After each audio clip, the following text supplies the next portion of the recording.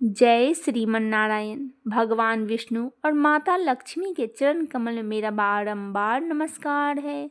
भगवान विष्णु और बृहस्पति देव की जय हो। गुरुवार का दिन भी हिंदू धर्म में काफ़ी महत्व रखता है। गुरुवार को बृहस्पतिवार के नाम से भी जाना जाता है। गुरुवार का दिन भगवान विष्णु और देवताओं के गुरु बृहस्पति को समर्पित है। गुरुवार का व्रत बहुत फलदायी माना जाता है। इस दिन भगवान विष्णु और बृहस्पति देव की पूजा करने का विधान है। आइए जानते हैं भगवान श्री हरि विष्णु की पूजा गुरुवार के दिन कैसे करें। गुरुवार के दिन भगवान श्री हरि की पूजा की जाती है। इस दिन व्रत रखने और भगवान श्री हरि विष्णु की पूजा करने से भक्तों को सभी मनोकामनाएं पूरी होती है। इस दिन केले के पेड़ की भी पूजा की जाती है, क्योंकि हिंदू धर्म में केले के पेड़ को बहुत पवित्र माना जाता है और भगवान विष्णु की पूजा केले के पत्तों का इस्तेमाल किया जाता है। इस दिन देवताओं के गुरु बृहस्पति देव की पूजा की भी विधान होती है। बृहस्पति देव को बुद्धि का कारक माना जाता है। इस व्रत को करने से बृहस्पति देव अति प्रसन्न होते हैं तथा धन और विद्या का लाभ होता है। आइए जानते हैं बृहस्पतिवार व्रत की शुरुआत कब करना चाहिए। किसी भी महीने के शुक्ल पक्ष के अनुराधा नक्षत्र और गुरुवार के योग के दिन इस व्रत की शुरुआत करना चाहिए। नियमित 7 व्रत करने से गुरु ग्रह उत्पन्न होने वाला अनिष्ट नष्ट हो जाता है। कथा और पूजन के समय मन, कर्म और वचन से शुद्ध होकर मनोकामनाएं पूर्ति के लिए बृहस्पति देव से प्रार्थना करनी चाहिए। पीले रंग के चंदन, अन्न, वस्त्र और फूलों को इस व्रत में विशेष महत्व होता है। आइए जानते हैं बृहस्पतिवार व्रत की विधि। सूर्योदय से पहले उठकर स्नान आदि से निवृत्त होकर पीले रंग के वस्त्र पहनने चाहिए। शुद्ध जल छिड़ककर पूरा घर पवित्र करें। घर के ही किसी पवित्र स्थान पर बृहस्पतिवार की मूर्ति या चित्र स्थापित करें। तत्पश्चात पीत वर्ण के गंध, पुष्प और अक्षत से विधि विधान से पूजन करें। इसके बाद मंत्रों का जाप करें। धर्म, शास्त्र, अर्थ और ज्ञान के दर्शन के ज्ञाता, हे देवताओं के आचार्य, हे अचिंत्य, हे नाना प्रकार के दुखों को दूर करने वाले, मैं आपको नमस्कार करती हूँ। तत्पश्चात आरती कर व्रत कथा सुने। इस व्रत में एक समय ही भोजन किया जाता है। बृहस्पतिवार के व्रत में केले के वृक्ष की पूजा की जाती है। स्त्रियों के लिए यह व्रत अति आवश्यक माना गया है। आइए सुनते हैं बृहस्पतिवार व्रत की कथा। प्राचीन समय की बात है। एक नगर में एक बड़ा व्यापारी रहता था। वह जहाज़ों में माल लदवाकर दूसरे देशों में भेजा करता था। वह जिस प्रकार अधिक धन कमाता था, उसी प्रकार जी खोलकर दान भी करता था। परंतु उसकी पत्नी अत्यंत कंजूस थी। वह किसी को एक दमड़ी भी नहीं देने देती थी। एक बार सेठ जी जब दूसरे देश व्यापार करने गए तो पीछे से बृहस्पति देव ने साधु के वेश में उसकी पत्नी से भिक्षा मांगने आए। व्यापारी की पत्नी बृहस्पति देव से बोली, हे साधु महाराज, मैं इस दान और पुण्य से तंग आ गई हूँ। आप कोई ऐसा उपाय बताइए जिससे कि मेरा सारा धन नष्ट हो जाए और मैं आराम से रह सकूं। मैं यह धन लुटता हुआ नहीं देख सकती। बृहस्पति देव ने कहा, हे देवी, तुम बड़ी विचित्र हो। संतान और धन से कोई दुखी होता है? अगर अधिक धन है तो इसे शुभ कार्य में लगाओ। कुंवारी कन्याओं का विवाह करवाओ। विद्यालय और बाग बगीचे का निर्माण करवाओ। ऐसे पुण्य कार्य करने से तुम्हारा लोक और परलोक सार्थक हो सकता है। परंतु साधु की इन बातों से व्यापारी की पत्नी को खुशी नहीं हुई। उसने कहा, मुझे ऐसे धन की आवश्यकता नहीं है जिसे मैं दान दूं। तब बृहस्पति देव बोले, यदि तुम्हारी ऐसी ही इच्छा है तो तुम एक उपाय करना। 7 बृहस्पतिवार घर को गोबर से लीपना। अपने केशों को पीली मिट्टी से धोना। केशों को धोते समय स्नान करना। व्यापारी से हजामत बनाने को कहना। भोजन में मांस मदिरा खाना। कपड़े अपने घर पर धोना। ऐसा करने से तुम्हारा सारा धन नष्ट हो जाएगा। इतना कहकर बृहस्पति देव अंतर्ध्यान हो गए। व्यापारी की पत्नी ने बृहस्पति देव के कहे अनुसार 7 बृहस्पतिवार वैसा ही करने का निश्चय किया। केवल 3 बृहस्पतिवार बीते थे कि उसकी समस्त धन संपत्ति नष्ट हो गई और वह परलोक सिधार गई। जब व्यापारी वापस आया तो देखा कि उसका सब कुछ नष्ट हो चुका है। उस व्यापारी ने अपनी पुत्री को संतावना दी और दूसरे नगर में जाकर बस गया। वह वहाँ जंगल में लकड़ी काट कर लाता और शहर में बेचता। इस तरह वह अपना जीवन व्यतीत करने लगा। एक दिन उसकी पुत्री ने दही खाने की इच्छा प्रकट की, लेकिन व्यापारी के पास दही खरीदने के पैसे नहीं थे। वह अपनी पुत्री को आश्वासन देकर जंगल में लकड़ी काटने चला गया। वहाँ एक वृक्ष के नीचे बैठ अपने पूर्व दशा पर विचार करके रोने लगा। उस दिन बृहस्पतिवार था। तभी वहाँ बृहस्पति देव साधु के रूप में सेठ के पास आए और बोले, हे मनुष्य, तू इस जंगल में किस चिंता में बैठा है?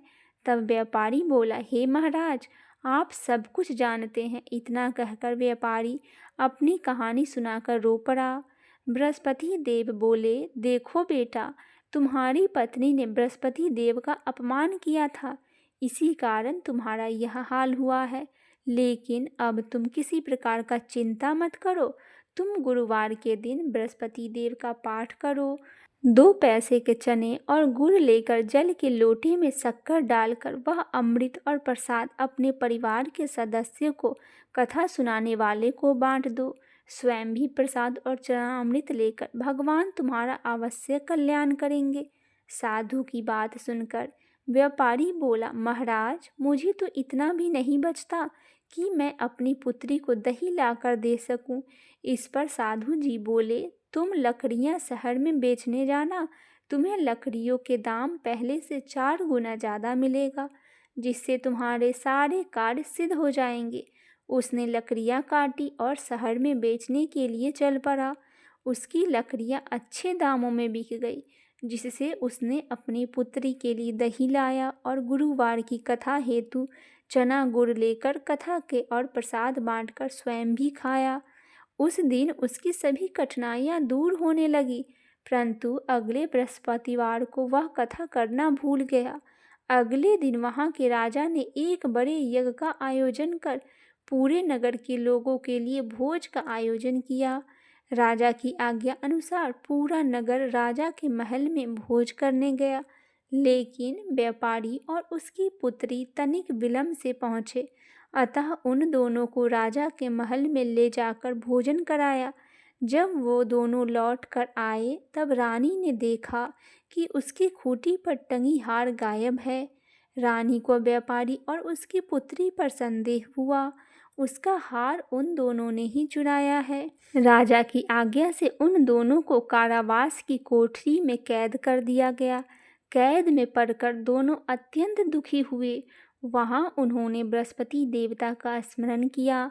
बृहस्पति देव ने प्रकट होकर व्यापारी को उसकी भूल का आभास कराया और उन्हें सलाह दी कि गुरुवार के दिन कैद खाने के दरवाजे पर तुम्हें 2 पैसे मिलेंगे, उनसे तुम चने और मुनक्का मंगवाकर विधि पूर्वक बृहस्पति देवता का पूजन करना, तुम्हारे सब दुख दूर हो जाएंगे। बृहस्पतिवार को कैद खाने के द्वार पर उन्हें 2 पैसे मिले। बाहर सड़क पर एक स्त्री जा रही थी। व्यापारी ने उसे बुलाकर गुड़ और चने लाने को कहा। इस पर वह स्त्री बोली, मैं अपनी बहू के लिए गहने लेने जा रही हूँ, मेरे पास समय नहीं है। इतना कहकर चली गई। थोड़ी देर बाद वहाँ से एक और स्त्री निकली। व्यापारी ने उसे बुलाकर कहा कि हे बहन, मुझे बृहस्पतिवार की कथा करनी है, तुम मुझे 2 पैसे का गुड़ चना ला दो। बृहस्पति देव का नाम सुनकर वह स्त्री बोली, भाई, मैं तुम्हें अभी गुड़ चना लाकर देती हूँ। मेरा इकलौता पुत्र मर गया है, मैं उसके लिए कफन लेने जा रही थी, लेकिन मैं पहले तुम्हारा काम करूँगी, उसके बाद अपने पुत्र के लिए कफन लाऊंगी। वह स्त्री बाजार में व्यापारी के लिए गुड़ और चना ले आई और स्वयं भी बृहस्पति देव की कथा सुनी। कथा के समाप्त होने पर वह स्त्री कफन लेकर अपने घर गई। घर पर लोग उसके पुत्र की लाश को राम नाम सत्य है कहते हुए शमशान ले जाने की तैयारी कर रहे थे। स्त्री बोली, मुझे अपने लड़के का मुख देख लेने दो। अपने पुत्र का मुख देखकर उस स्त्री ने उसके मुख में प्रसाद और चना अमृत डाल दिया। प्रसाद और चना अमृत के प्रभाव से वह पुनः जीवित हो गया। पहली स्त्री जिसने बृहस्पति देव का निरादर किया था, वह जब अपने पुत्र के विवाह हेतु पुत्र वधू के लिए गहने लेकर लौटी और जैसे ही उसका पुत्र घोड़ी पर बैठकर निकला, वैसे ही घोड़ी ने ऐसी उछाल मारी कि वह घोड़ी से गिरकर मर गया। यह देखकर स्त्री रो रो कर बृहस्पति देव से क्षमा याचना करने लगी। उस स्त्री का याचना से बृहस्पति देव साधु वेश में वहां पहुंचकर कहने लगे, देवी, तुम्हें अधिक विलाप करने की आवश्यकता नहीं है। यह बृहस्पति देव का अनादर करने के कारण हुआ है। तुम वापस जाकर मेरे भक्त से क्षमा मांगकर कथा सुनो, तभी तुम्हारी मनोकामनाएं पूरी होगी। जेल में जाकर उस स्त्री ने व्यापारी से माफ़ी मांगी और कथा भी सुनी। कथा के उपरांत वह प्रसाद और चना अमृत लेकर अपने घर वापस गई। घर आकर उसने चनामृत अपने मृत पुत्र के मुख में डाला। चना अमृत के प्रभाव से उसका पुत्र जीवित हो उठा। उसी रात बृहस्पति देव राजा के सपने में आए और बोले, हे राजन, तूने जिस व्यापारी और उसके पुत्री को जेल में कैद कर रखा है, वह बिल्कुल निर्दोष है। तुम्हारी रानी का हार वहीं खूंटी पर टंगा है। दिन निकला तो राजा रानी ने हार खूंटी पर लटका हुआ देखा। राजा ने उस व्यापारी और उसकी पुत्री को रिहा कर दिया और उन्हें आधा राज्य देकर उसकी पुत्री का विवाह उच्च कुल में करवाकर दहेज में हीरे जवाहरात दिए। इस प्रकार बृहस्पतिवार व्रत की कथा संपन्न हुई।